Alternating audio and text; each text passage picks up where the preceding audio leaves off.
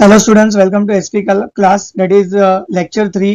आज अपना लेक्चर 3 है। ओके, लास्ट लेक्चर में मैंने बताया था कि वर्किंग फिक्स कैपिटल रिक्वायरमेंट और उसके फैक्टर्स थे।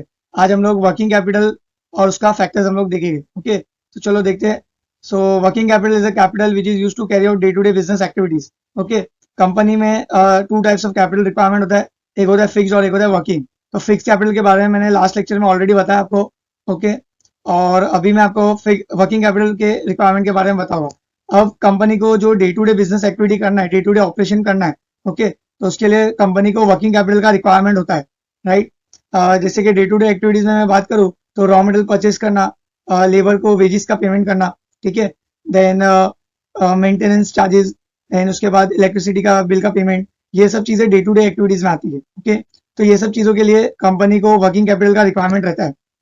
बट कंपनी एक बार फिक्स कैपिटल का रिक्वायरमेंट क्या होता है वो एक बार एस्टिमेट कर दे, उसके बाद कंपनी वर्किंग कैपिटल का एस्टिमेशन लेती है, राइट। एक बार फिक्स कैपिटल एस्टिमेशन हो गया कि फिक्स कैपिटल कंपनी को कितना रिक्वायर्ड है, then company day to day activity के रिक्वायरमेंट के बारे में सोचेगी। ओके, उसका कैपिटल रिक्वायरमेंट क्या होगा वो बाद में देखेगी।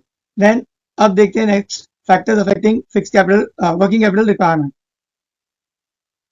तो पहला फैक्टर है नेचर ऑफ बिजनेस। ओके, तो आप किस टाइप का बिजनेस कर रहे हो, ठीक है। अगर आप हम लोग ने फिक्स कैपिटल रिक्वायरमेंट में देखा था नेचर ऑफ बिजनेस, यहाँ पे भी सेम पॉइंट है। बट वहां पे क्या था, वहां पे मेरा मैन्युफैक्चरिंग बिजनेस था, राइट, और लार्ज स्केल ऑपरेशन था। और दूसरा कि अगर मैं पब्लिक यूटिलिटीज बना रहा हूँ जिसमें मैं ट्रेन के कोचेस बना रहा हूँ, ये मैंने बताया था, ठीक है। तो यहाँ पे क्या है, सेम नेचर ऑफ बिजनेस। अगर समझो मैं डेली एसेंशियल्स बना रहा हूँ, जैसे कि मेरा मिल्क का प्रोडक्शन है, ब्रेड का प्रोडक्शन है, राइट। अब इसके अंदर मेरा वर्किंग कैपिटल रिक्वायरमेंट क्या हो जाएगा, कम रहेगा। वाई, क्यों ऐसा रहेगा कम, यहाँ पे भी तो यूज रिक्वायरमेंट होना चाहिए ना। बट डेली एसेंशियल बेटा क्या होता है कि मेरा रोज का प्रोडक्शन होता है, रोज का कैश इनफ्लो होगा मेरे पास, रोज का मेरा सेलिंग होगा और रोज का कैश इनफ्लो होगा वहां पे। तो इसलिए मेरा वर्किंग कैपिटल रिक्वायरमेंट यहाँ पे क्या हो जाएगा, कम हो जाएगा, क्योंकि मुझे डेली का डेली वहां पे सेल्स हो रहा है और पैसा कैश इनफ्लो होते जा रहे हैं, पैसा आते जा रहा है, ठीक है। तो यहाँ पे मेरा वर्किंग कैपिटल रिक्वायरमेंट लो होगा। बट अगर मैं लग्जरियस प्रोडक्ट बना रहा हूँ, समझो मैं कार बना रहा हूँ, ठीक है, फोर व्हीलर्स ऑटोमेशन ऑटोमोबाइल का काम है, तो वहां पे मेरा वर्किंग कैपिटल रिक्वायरमेंट क्या हो जाएगा, यूज हो जाएगा। क्यों, क्योंकि मेरा मैं प्रोडक्शन करूंगा और वो मैं प्रोडक्शन करने के बाद वो मेरा कार एक दिन में तो बिकेगा नहीं, ठीक है। फैक्ट्री से निकल के दूसरे दिन वो सेल होने वाला नहीं है, वो स्टॉक में पड़ा रहेगा, बाद में वो थोड़े टाइम के बाद सेल होगा। तो तब तक के लिए मुझे वापस नेक्स्ट प्रोडक्शन तो करना पड़ेगा। तो वो नेक्स्ट प्रोडक्शन के लिए मुझे वर्किंग कैपिटल का रिक्वायरमेंट लगेगा। तो वहां पे मेरा वर्किंग कैपिटल रिक्वायरमेंट क्या हो जाएगा, इंक्रीज हो जाएगा, क्योंकि मुझे रॉ मटेरियल परचेज करने के लिए तो पैसा चाहिए ना, ठीक है, नेक्स्ट प्रोडक्शन करने के लिए।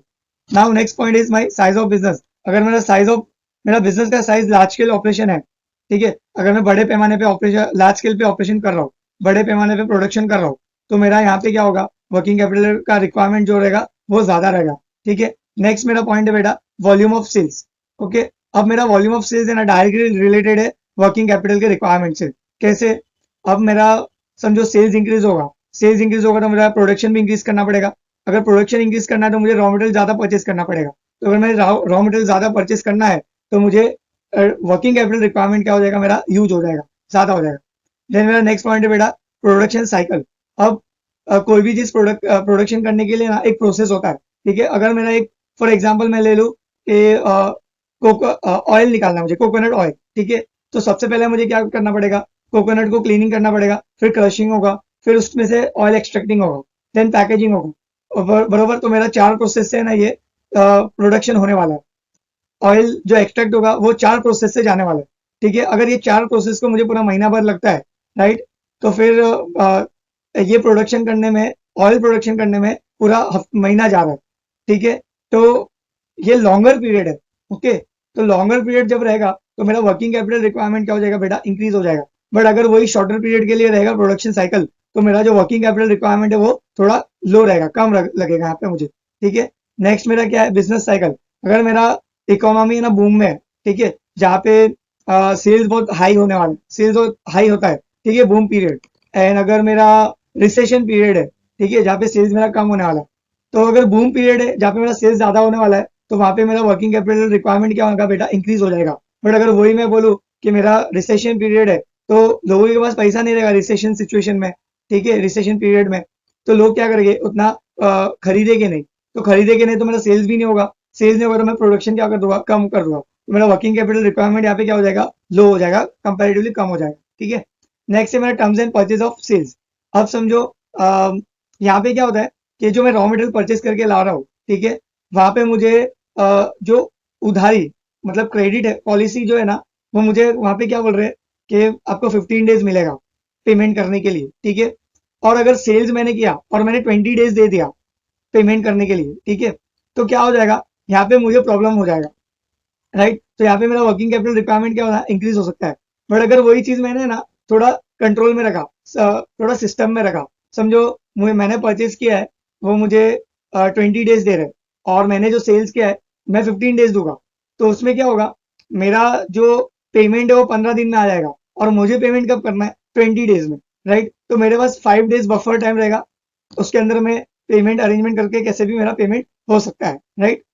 तो अगर ऐसी टर्म्स एंड पॉलिसी रहेगी परचेज एंड सेल्स में, तो मेरा जो वर्किंग कैपिटल रिक्वायरमेंट है ना थोड़ा कम लगेगा। क्यों, क्योंकि मुझे टाइम टू टाइम जो सेल्स किया हुआ है मैंने, ठीक है, उसका पैसा मुझे टाइम टू टाइम आ रहा है। ओके, नेक्स्ट पॉइंट है बेटा क्रेडिट कंट्रोल।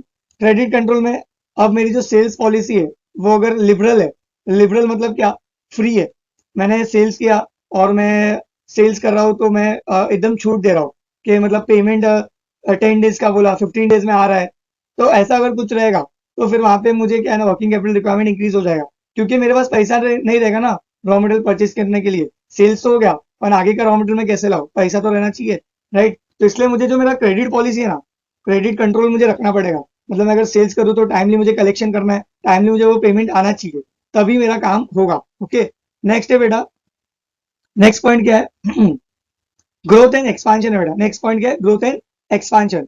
अभी ग्रोथ एंड एक्सपांशन में समझो अगर मुझे ग्रो करना है, ठीक है, मुझे मेरा एक्सपांड करना है बिजनेस, तो अगर मैं एक्सपांड कर रहा हूँ बिजनेस, मैं ग्रो कर रहा हूँ, तो मुझे उसके लिए वर्किंग कैपिटल रिक्वायरमेंट क्या हो जाएगा, मेरा इंक्रीज हो जाएगा। ठीक है, पहले मैं स्मॉल स्केल पे ऑपरेशन कर रहा था, स्मॉल स्केल पे प्रोडक्शन हो रहा था, अभी मैं क्या कर रहा हूँ, ग्रो कर रहा हूँ, एक्सपांड कर रहा हूँ थोड़ा, मैं लार्ज स्केल पे ऑपरेशन कर रहा हूँ। तो लार्ज स्केल पे ऑपरेशन करने के लिए, उसके ऊपर जाने के लिए मुझे क्या करना पड़ेगा, मुझे पैसे की जरूरत पड़ेगी, तो मेरा वर्किंग कैपिटल रिक्वायरमेंट क्या हो जाएगा बेटा, यहाँ पे इंक्रीज हो जाएगा। क्योंकि मुझे अगर एक्सपांशन कर रहा हूँ, मैं लार्ज स्केल पे जाना चाहता हूँ, तो मेरा वहाँ पे पहला तो फिक्स कैपिटल रिक्वायरमेंट इंक्रीज होगा, क्योंकि मैं मशीनरी एक्स्ट्रा और एक इन्वेस्ट करूंगा लार्ज स्केल प्रोडक्शन करने के लिए।